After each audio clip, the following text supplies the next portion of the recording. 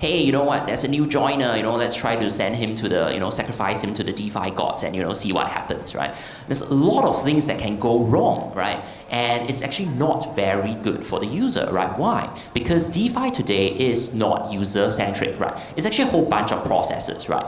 So simply put, for example, I need to do this approval first, I need to mint this first, I need to, send funds to here, I need to actually, need to sweep, right? Otherwise someone's gonna take my money, right? It's not very user-centric, right? And that leads to the next point, right? DeFi today requires too much knowledge, right? You need to know so many things, right? This is a wrap token, this is a bridge token, right? Okay, you have to use this curve for stable swaps. You have to use this for particular pool, right? Don't use the 100 bips pool, right? Use the 30 bips pool. There's so much knowledge that you actually need to know, and if you don't know them, there's so many pitfalls you can actually fall into, right? So one of these days, one of the other days, right? One of my traders was happily trading on one protocol on one chain, right? Let's call it chain A, right? And then the protocol says that, hey guys, you know what? We just deployed on chain B. Do you want to move some of your liquidity over? So he said, yeah, why not, right? Seems like it's a good opportunity, right? So he found a bridge. He bridged the funds from chain A to chain B. Then he realized that, actually the bridge asset is actually treated differently. So a bridge asset from chain A to chain B is actually treated as bridge, let's say A. But actually the protocol on chain B actually only accepts assets bridged from the mainnet. So then now he's stuck with the asset, right? Now he has to ask me for some gas, I send him some gas, then he transferred it back to the first chain A, transfer it now to mainnet, right? Then from mainnet, move it across, right? You can imagine how much of a hassle it is, right? And so much mistakes that can actually be made, right? Okay, so how as a trading firm we handle this, right? What do we actually want to do is because we want to let the traders do what they're good at, right? They're just good at trading, right? They just want to focus on trading, right? Big surprise, right? But they don't want to worry about all of these nitty-gritty details, right? So before Intents came along, right, as a trading firm, we'll build a lot of these things, right? Don't have to worry about nonce management, don't have to worry about gas management, right? We'll take care of all these for you. Don't have to worry about approvals. We write smart contracts for you to ensure that if you haven't approved the token, right, we'll check for it, right? So for them, the experience becomes a lot like, a centralized exchange, which is surprisingly, that's what everyone wants, right? They don't want to have to deal with all the complexities, right? So that's what Intents have done, right? Intents have actually given us a way to actually lower this barrier of entry, right? Because earlier on, well, all these things are known, but only, let's say, a trading firm with enough resources is able to do it. But now this gives an opportunity for a lot more people in the space to actually participate, right? Now they can actually make use of some of these intents, right? Just approve once, right? And, can trade multiple times, right? So that's one thing. Yeah. But what else we have seen in this space from a trader perspective is that there's now a change in behaviors, right? A long time ago it's like, you go to an aggregator, do this, do that, right? And right now is that we're telling our traders, hey, you know what, right? There are some of these intent-based protocols, you should try it out. Some of them makes a lot more sense. You have a lot less white hair, gray hair, at the end of the day, right? If you actually try out all these things, lesser complexity, right? But, well, it's not perfect yet, right? I think one thing that we're still lacking in the space here is that the controls are still very much lacking, right? Because one of the things that from a trading firm, a trader perspective, right, is that we need to put a lot of control in what actually can happen, right? Right now, I think intents are very, very simple, right? We are just starting to see, different kinds of orders, stop orders, trigger orders, they are coming out. That's good in one way, right? But, there's also controls to make sure that, people don't make mistakes, right? There are lots of controls in place that's necessary to ensure safety of funds, right? Like one of the things that's always worry us a lot is, it's a new protocol, it hasn't stand the test of time, right? I think this is the current situation of intents. We're not very sure how safe they are, right? I think there's a lot of work that needs to be done in this space, right? To improve confidence, right? Add more controls into the space. Okay, so let's move on, right? So as a market maker, right, what are the things that we are concerned about, right? Number one is obviously capital efficiency, right? We put a lot of money into the space, right? And we expect to earn a return from it, right? So it boils down to two things, right? We want to have order flows, right? And we need to be able to manage our inventory, right? So let me explain what this means, right? Okay, so order flows means, I want to access as many different, sources as possible, right? I want as many people to send me flows as possible. So in the past, well, as a RFQ market maker, right, we work very hard, right? We try to connect to each and every protocol, right? So we'll get more flows, right? But now that intents are in the space, actually it's a lot easier for us, right? In two ways, right? One, the solvers are doing the hard work, right? They are actually connecting to a lot of different, front ends and such, right? They're actually getting all these flows, and they are looking for the best price, and we will provide them, competitive prices, right? They direct flows to us, so that's one thing that's good, right? Now, number two is that in the past, aggregators, for example, the algorithm behaves in a certain manner, right? So you only get flows in a certain situation. Now, when there are more solvers in the space, everyone runs slightly different algorithm, but it's very surprising. We are seeing a lot more different types of order flows because people are finding different kinds of opportunities, right? That creates a lot more combinations, which is good for us, right? So, we just need to sit back and now we're getting more order flows, right? That's a positive thing, right?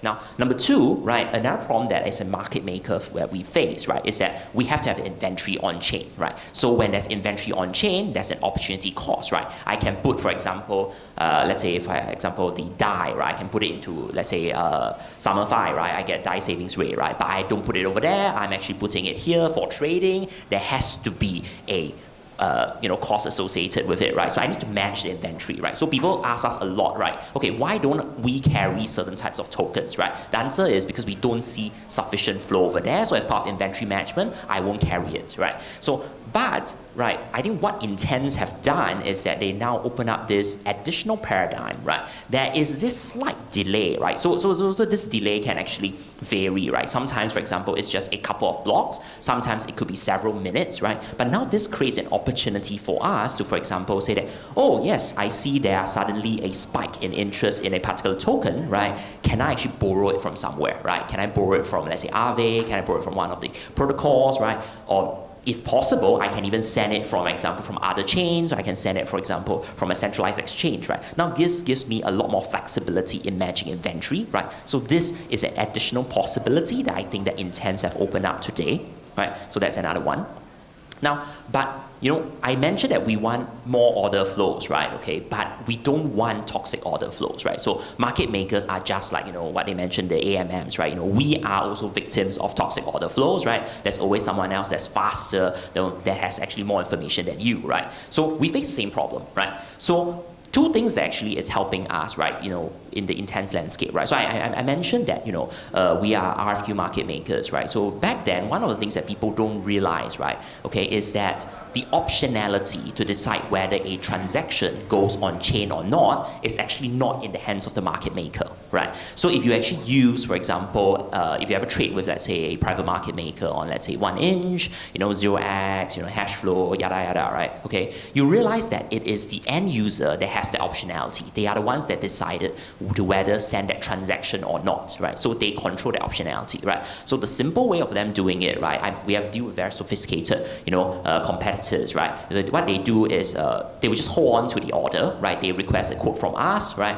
Let's say the expiry hypothetically is 20 seconds, right? They'll just wait, right? If in 20 seconds time the price moves in their favor, they submit it on chain, right? So this is toxic flow for us, right? So now what has changed with this intent landscape is it gets flipped around, right?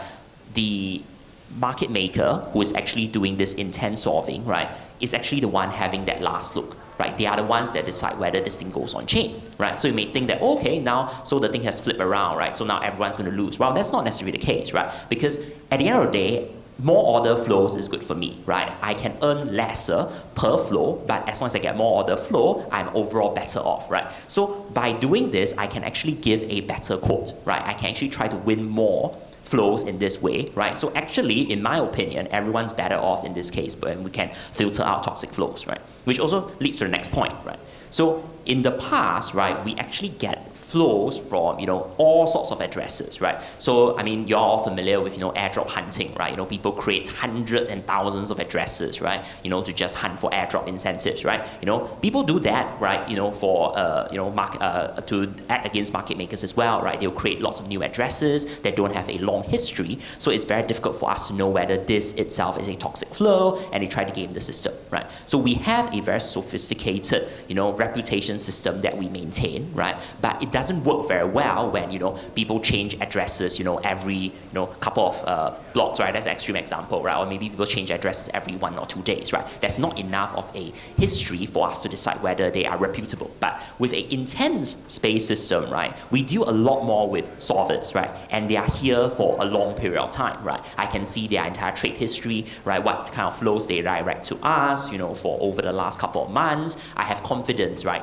They are not here to arbitrage me, right? I can give them a better flow, right? So this is actually, an improvement in the space, right? And I think as a market maker, we pretty much like, the entrance of this intents. Okay, so now as a searcher and solver, right, what are we looking at, right?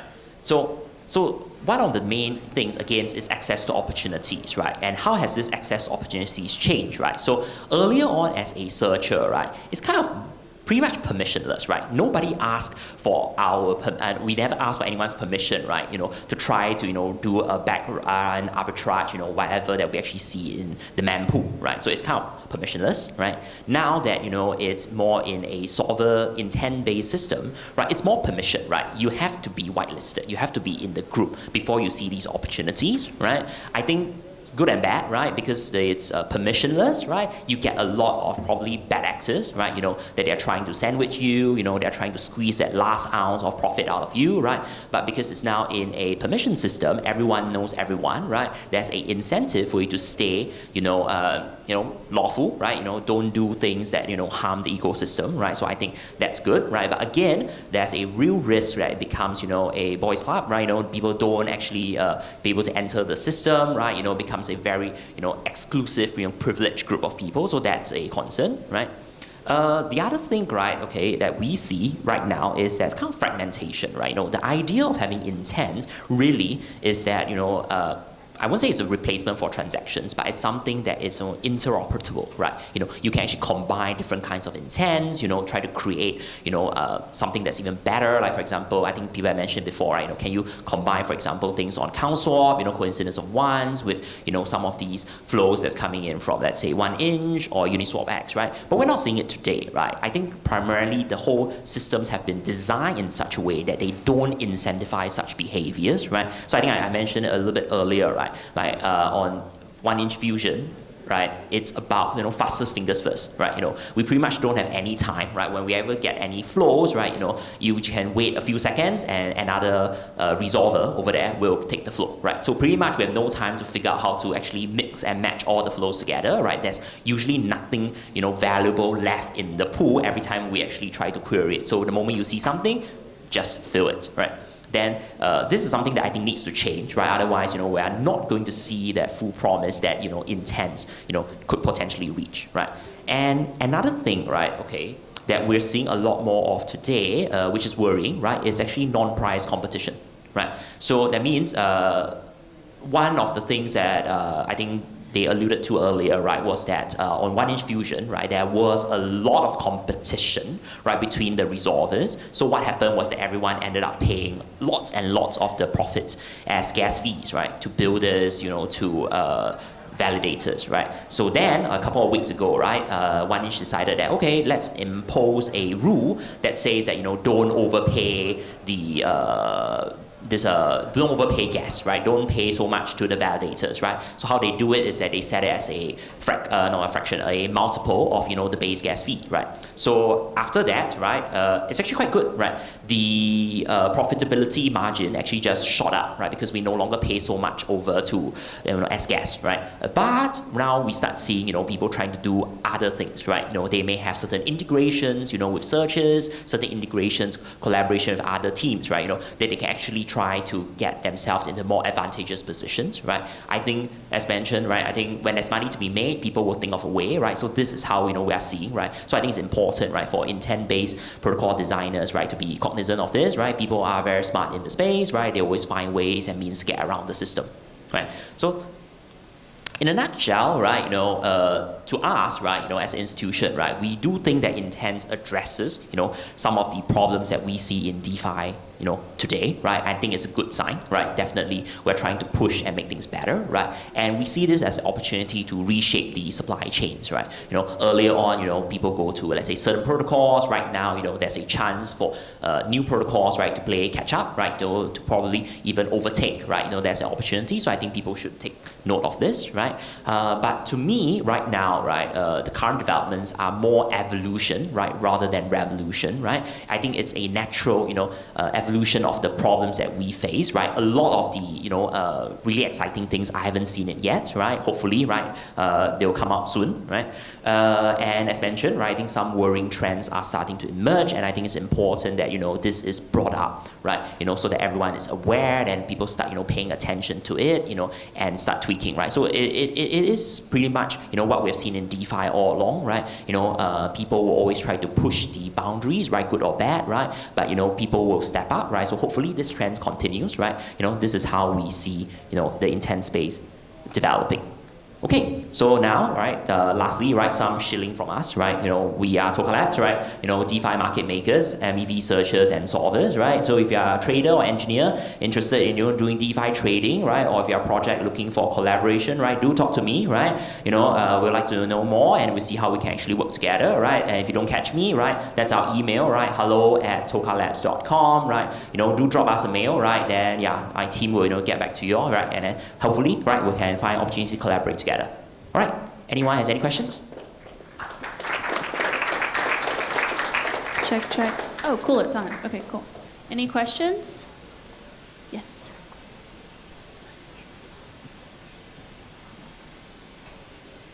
Hi, V. Thanks for the presentation. My name is Misha from Licorice. My question is actually around the last look. So maybe you can elaborate how do you see it working with the solvers? Because solvers need a firm code, and the market makers always kind of, the more time, like flexibility you allow to the market maker, the more wide the spread will be, or the margin will be higher. So what's your understanding of the last look option for the market makers, and how does it work with this new intent world? Well, the thing is, right, not all flows are created equal, right? So I think I mentioned before, right, for solvers, we are willing to, quote, tighter, because we know that they are actually less toxic, or rather I would say non-toxic flows, right? So it's definitely a possibility, right, for us to actually adjust accordingly, right? I think that wasn't possible before, this intent space, right? Because as I mentioned, right, we get too much flows from too many random addresses, right? So this was, I think, a positive trend when we actually see, more solvers, and hopefully, right, this continues to be a trend, right? So in this case, right, because I think a lot of these protocols are designed in such a way that it's, I would say, hard for people to actually arbitrage, right? So actually, it's not good for arbitrages, right? So in that way, I think it improves the whole ecosystem. All right, we got a question over here too. So since you're in the business of searching and solving, I wanted your perspective on the game being played at that level right now. So it's very clear that there's two integrated searcher builders that are dominating the space right now. Wanted to understand, given that you're in the same arena, how do you view those competitive dynamics? Do you think that they're dangerous, A? B, do you think that there are competitive workarounds for, and what are those strategies that you guys are actively engaging in at Tokka Labs? And the last one is that, do you think that the optimization needs to happen both at a competitive landscape level as well as at a protocol level? Thank you. Okay, I'll answer the last question first, right? Actually, it's both, right? Okay, why, right? I think you are right, okay? We know who we are all referring to, right? Okay, about the integrated searcher builders, right? Okay, but to be honest, it's all fair game, right? They see the money to be made, right? They realize it, right? There's no reason why we stop them from doing it, right? So my view has always been, we need to let the free market forces, act out, right? So for us, right, it's the same thing, right? We are also trying to make sure, right, that they are not screwing us all over, right? Because I mean, you heard horror stories, right, coming from different solvers, searchers, bundles being unbundled, things being leaked, right? Yeah, those things do happen, right? We suffer a lot from this, right, regularly as well, right? But there's no really good way of doing it, right? You can either, of course, get them to a room, slap them on their wrist, saying that guys stop doing this, right? I don't think that's going to work, right? There's too much economic incentives over there. The only way is to just make sure that we step up in our game, right? So I think we have been talking to other builders, other searchers in the space, right? Everyone is just saying that okay, yeah, we just have to become better, right? We just compete, right? But protocols themselves have to play a part, right? If people feel that this is a major concern, right, and we sit there and do nothing, right, then obviously nothing's going to change. The situation is going to get worse, right? Before they started stepping up, right, we're just saying that probably they're going to be doing, let's say, 20%, right, 30% kind of share, right? No, today they are more than 50%, right? So, and it's only going to grow, right? So I think in the space, Titan and a few others, right, they're trying to push things, right? That's not enough, right? I think this is definitely not enough, right? When I speak to the Flashbox people, I speak to all the other people in space, right? I think everyone's aware of this, and we're taking action, right? Everyone is, trying to push the things, right? Anyway, we know the integrated search and builders, the space is very small, right? So we talk to them as well, right? But I guess it's the same thing, right? If we don't up our game, it's very difficult. All right. I guess we have time for one last question. Any more? Okay. Thank you so much. All right. Thank you.